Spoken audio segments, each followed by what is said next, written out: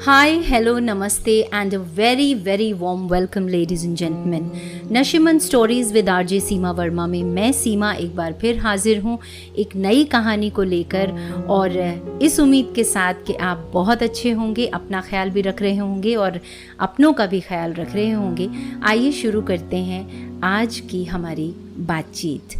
अभी 3 दिन पहले हमने टीचर्स डे मनाया, 5 सितंबर। जी हाँ, और मैं यही सोच रही थी उस दिन कि हम कितने सारे टीचर्स से होकर गुज़रते हैं अपनी ज़िंदगी में। सोचिए ज़रा, पहली टीचर तो हमारी माँ होती है। माँ की गोद में ही हम कितना कुछ सीख लेते हैं। किंडरगार्टन स्कूल जाने से पहले ही माँ हमें नंबर्स, कलर्स, छोटी छोटी पोएम्स बहुत कुछ सिखा देती हैं। पिता भी हमारे टीचर होते हैं। ज़िंदगी में किस तरह से आगे बढ़ना है, लड़ना है, खड़े होना है, सामना करना है, वो हमारे पिता हमें बताते हैं। और उसके बाद नर्सरी, केजी और स्कूल की टीचर्स जो बदलती रहती हैं, उसके बाद लेक्चरर्स और न जाने क्या क्या। कहीं ना कहीं इन सभी टीचर्स से जब हम होकर गुजरते हैं तो बनते हैं एक पूरी की पूरी ज़बरदस्त पर्सनालिटी। पूरे परिपक्व हम तब होते हैं जब हम इन टीचर्स की सीख को अपनी ज़िंदगी में शामिल करते हैं। हो सकता है मैं और आप भी किसी ना किसी के टीचर बन ही गए हों, क्योंकि रोज़मर्रा की ज़िंदगी में हम कितना कुछ सामने वाले से सीखते हैं और कितना कुछ सामने वाला हमसे भी सीख लेता है। तो a very happy Teachers' Day once again. और आइए, अब मैं थोड़ी सी इंस्पायर हो गई हूँ टीचर्स डे वाले दिन से, तो मैंने सोचा कि क्यों ना आपको एक सच्ची कहानी, जी हाँ, सच्ची कहानी सुनाऊँ जो कहीं ना कहीं मुझसे भी होकर गुजरी है, या इस कहानी की एक अहम कड़ी मैं भी रही हूँ, जो कि मुझे पता नहीं था लेकिन बाद में पता चला। आज आपसे साझा करती हूँ। मैं इस कहानी में बच्ची जो है उसका नाम सिर्फ बदल रही हूँ, बाकी ये कहानी बिल्कुल सच्ची और ज्यों की त्यों है। किंजल को मैंने केजी में पढ़ाया। बहुत से छोटे बच्चों की मैं फेवरेट टीचर हुआ करती थी, क्योंकि ड्राइंग हो, म्यूज़िक हो, गेम्स हो, डांस हो, हर चीज़ मैं उनके साथ ज़बरदस्त तरीके से करती थी। और कहीं ना कहीं उन्हें लगता था कि सीमा मैम हमारी फेवरेट मैम है। बस मैं खो सी जाती थी। कई बार प्रिंसिपल मैम जब राउंड लगाने आती थी, जो क्लासरूम से बाहर राउंड लगाती हैं वो, तो मुझे अपनी चेयर में देखकर मुझे ढूंढती थी और वो मुझे बच्चों के बीच में, बच्चों की चेयर में बैठा हुआ पाती थी। बस मुस्कुराकर बाहर चली जाती थी। मेरे कई फेवरेट स्टूडेंट्स रहे साथियों, और किंजल उन फेवरेट स्टूडेंट्स में से एक रही। एक बार तो चिल्ड्रंस डे वाले दिन मैं 2-3 बच्चों के साथ FM स्टूडियो गई, और किंजल उन 2-3 बच्चों में से एक थी। मैंने स्टूडियो में उन बच्चों को बतौर नन्हे नन्हे आरजे बनाया और हमने खूब मस्ती की प्रोग्राम में। वो मेरी गोद में बैठी हुई थी और मैंने बहुत तरीके से बच्चों को ये समझा दिया था कि कब बोलना है और कब नहीं बोलना, और मैंने ये उन्हें रटवा ही दिया था कि आपने मुझे मैडम नहीं बोलना है, बिल्कुल नहीं बोलना है, आपने मुझे रेडियो में, FM में दीदी बोलना है, और मैं आपको टिकल करूंगी तो आप बोलना शुरू करेंगे। क्योंकि जब मैं उन्हें टिकल कर रही थी तो मैं माइक ऑन कर रही थी। तो ये बहुत खूबसूरत सा एक्सपीरियंस है। आज इतने पुराना एक्सपीरियंस मैं आपसे शेयर कर रही हूँ। तो हमने एक बहुत बेहतरीन प्रोग्राम दिया और मैंने ऑन एयर उनसे बहुत सारे सवाल पूछे। 2 सवाल मुझे आज भी याद हैं। जब मैंने उनसे पूछा कि आप क्या खाना खा के आए हो, तो किंजल झट से बोली, मैं रामजा खा के आई हूँ। यानी वो कहना चाहती थी मैं राजमा खा के आई हूँ। और मैं उसके बाद उनसे पूछती हूँ कि चलिए बताइए कि आप बड़े होकर क्या क्या बनना चाहते हैं।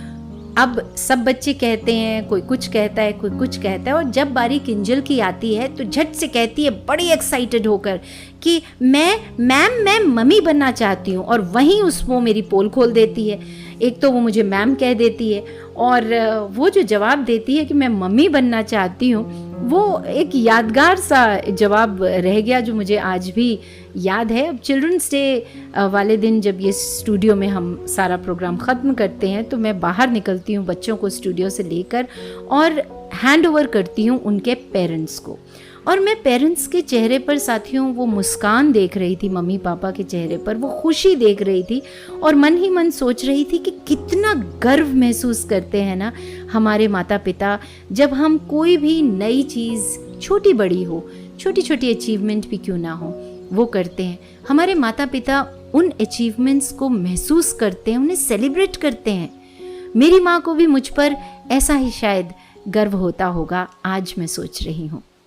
खैर, साल बीते, बच्चे प्रेप क्लास में प्रमोट हो गए और मुझे नए बच्चों का बैच मिल गया। मैंने स्कूल में 13-14 साल पढ़ाया और उसके बाद एक रोज़ मैंने भी स्कूल को फाइनली बाय बाय कह दिया।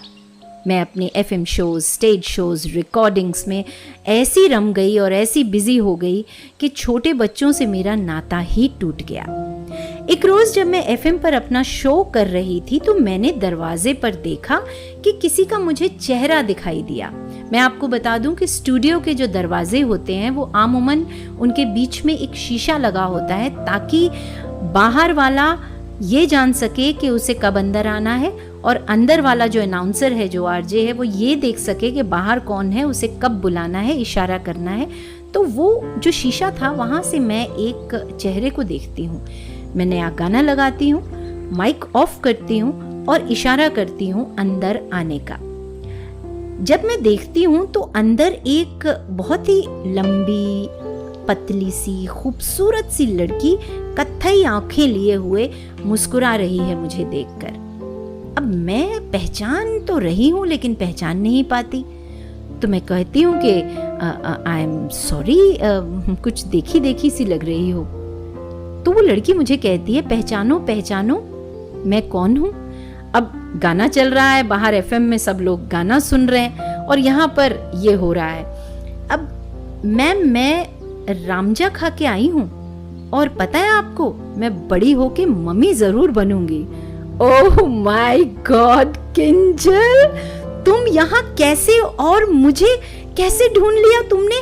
My God, I can't believe my eyes, तुम इतनी खूबसूरत हो गई हो। अब उसने सबसे पहले मेरे करीब आके मेरे पैर छू लिए और कहा, मैम अब ये मत कहिएगा कि लड़कियां पैर नहीं छूती हैं। Thank you so much ma'am, thank you so much, मुझे यहाँ तक पहुँचाने के लिए आप मेरी इंस्पिरेशन हैं। जानते हैं मैम, मेरा सिलेक्शन हो गया है, यहाँ मैं बतौर अनाउंसर सिलेक्ट हो गई हूँ और आज मेरा 4th प्रोग्राम है। और पता है, सबसे पहले मैंने आपके बारे में पूछताछ की और मुझे पता चला कि आप हर सैटरडे आते हैं और कितने बजे आते हैं, तो मैं स्पेशली आपसे मिलने आई हूँ मैम।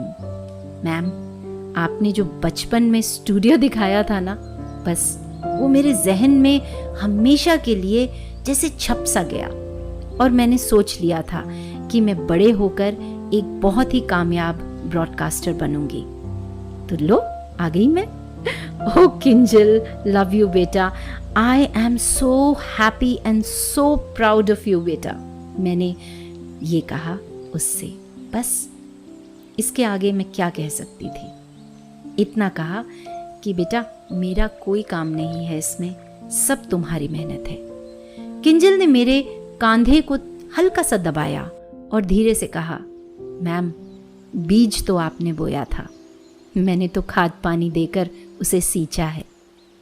अब मैंने ढूंढ लिया है आपको और बस अब मैं जाने नहीं दूंगी। Let's be in touch Seema ma'am. मेरी आंखों में खुशी के आंसू थे और सामने एक बड़ी ही कॉन्फिडेंट मुस्कुराती किंजल। बस यही थी मेरी आज की कहानी साथियों।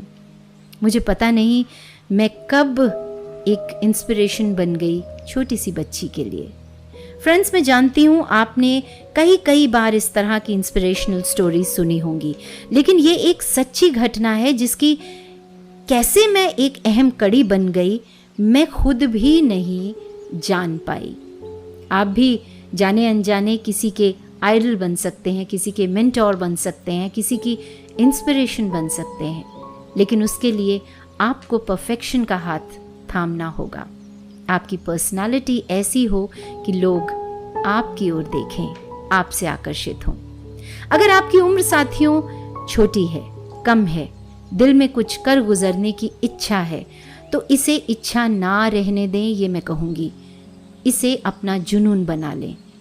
एक कहावत है ना कि रातों रात हथेली में सरसों नहीं उग सकती, बस ये हम सब जानते हैं। लेकिन मेरा मानना है कि दिल की ज़मीं पर आप अगर अपने गोल्स और अपने टारगेट्स और अपनी इच्छाओं के छोटे छोटे पौधे लगाते हैं ना, और उन्हें फिर हौसले और जुनून और मेहनत के पानी से सींचते हैं, तो वक्त रहते ये टारगेट के जो पौधे होते हैं ये बड़े बड़े वृक्ष बन जाते हैं और फिर फल भी देते हैं। और यकीन मानिए इनके फल बहुत बहुत बहुत मीठे होते हैं। दुनिया आपके बारे में जो भी राय रखती है, लेकिन ये सच्चाई है साथियों कि एक वक्त ऐसा आएगा जब आप खुद अपने दिल से सामने वाले को कहेंगे कि मेरे बारे में कोई राय कायम न करना, मेरे बारे में कोई राय कायम न करना, मेरा वक्त बदलेगा, आपकी राय बदल जाएगी। आप मेहनत करेंगे तो यकीन मानिए आपका वक्त ज़रूर ज़रूर बदलेगा। बस अपनी मेहनत के रास्ते को ना छोड़ें आप। ज्ञान की कोई सीमा नहीं होती है फ्रेंड्स, जिससे जितना मिलता जाए बस लेते रहिए। और जिन लोगों के पास जीवन का तजुर्बा होता है ना, उनके विचारों की रिस्पेक्ट कीजिए और उनके करीब जाइए, उनके करीब रहिए, बहुत कुछ सीखने को मिलता है। अंत में बस यही कहना चाहूँगी कि क्यों डरें जिंदगी में क्या होगा, क्यों डरें जिंदगी में क्या होगा, कुछ न होगा तो तजुर्बा होगा। यकीन मानिए आप किसी भी उम्र के क्यों ना हो, कोई भी नया काम करने में बिल्कुल ना घबराइए। या तो वो काम पूरा हो जाएगा और अगर नहीं होगा तो अगली बार के लिए आपके पास एक ज़बरदस्त तजुर्बा होगा। सीमा वर्मा को इजाज़त दीजिए, नेक्स्ट वीक आपसे मैं फिर मिलती हूँ। तब तक मुझे आप अपनी सजेशंस भी दे सकते हैं और किसी टॉपिक पर अगर आप कोई कहानी सुनना चाहते हैं और अपनी कहानी मुझ तक पहुंचाना चाहते हैं तो nashiman.rjseemavarma@gmail.com पर मेल करना ना भूलें। खुश रहिए, शाद रहिए, आबाद रहिए। नमस्कार।